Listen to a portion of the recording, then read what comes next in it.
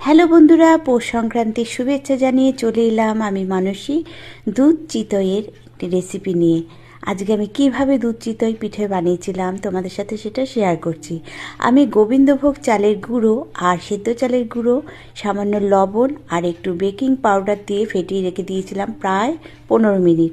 এবার আমি মাটির সরাতে একটু তেল ব্রাশ করে আমি হাতায় করে দিয়ে খানিকক্ষণ ঢাকা দিয়ে রেখেছিলাম প্রায় 7 থেকে 8 মিনিট। তারপরে অবশ্য লো আছে।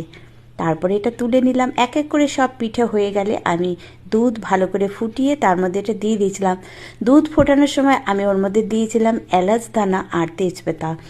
এবারে এটা একটু ফুটে ওঠার পরে আমি দিয়ে দেবো 1 প্যাকেট 10 টাকা দামে পাউডার দুধ আমুলের।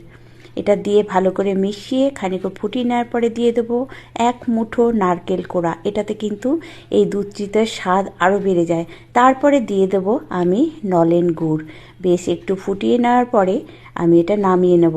এটা কিন্তু দারুণ নরম হয়েছিল আর খুব সুস্বাদু হয়েছিল। কেমন লাগলো ভিডিওটি বন্ধুরা? অবশ্যই আমাকে জানিও। ভালো লাগলে অবশ্যই লাইক কমেন্ট শেয়ার দিও। নামাবার আগে 1 চিমটে লবণও দিয়েছিলাম।